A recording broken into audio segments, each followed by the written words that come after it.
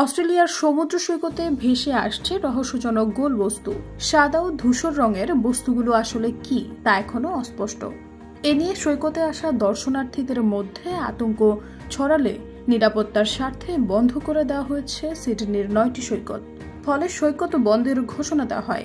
Northern beach council সূত্রে তথ্য জানিয়েছে CNN। নর্দার্ন বিচ কাউন্সিলের পক্ষ থেকে বলা হয়েছে, গ্রীষ্মকালীন ছুটির মৌসুমের শুরুতে সৈকতে টুরিস্টের ব্যাপক সমাগম হয়। এরই মধ্যে ছোট ছোট সাদা এবং ধূসর রঙের গোল বস্তু ভেসে আসতে থাকে।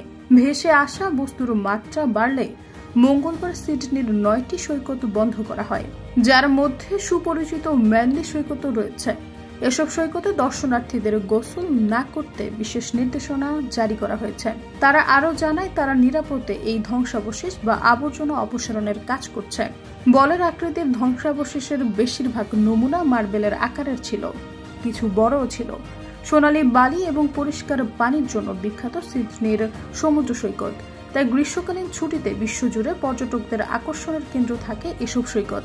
নির্দেশনা অনুযায়ী ভ্রমণকারীদের পরবর্তী নির্দেশ না দেওয়া পর্যন্ত mainly, Dee Why, Long Reef, Queenscliff, Freshwater, North and South Curl Curl, North Steyne এবং নর্থ নারাবিন সৈকত এড়িয়ে চলতে এবং পরিষ্কার পরিচ্ছন্নতার বিধি মেনে চলতে বলা হয়েছে। গোল বস্তুগুলো নিয়ে তদন্ত চলমান থাকাকালীন সেসব থেকে দূরে থাকার বিশেষ পরামর্শ দেওয়া হয়েছে। কর্তৃপক্ষ জানিয়েছে, তারা পরীক্ষার জন্য বস্তুগুলোর নমুনা সংগ্রহ করেছেন। এ নিয়ে সিডনির পরিবেশ সংস্থার সাথে তারা একত্রে কাজ করছেন। গত বছরের অক্টোবরে সিডনি শহরের পূর্বে অবস্থিত বিখ্যাত বন্ডি সহ বেশ কয়েকটি সৈকত বন্ধ করে দেওয়া হয়েছিল। তখন হাজার হাজার কালো গোল বস্তু তীরে দেখা যায়।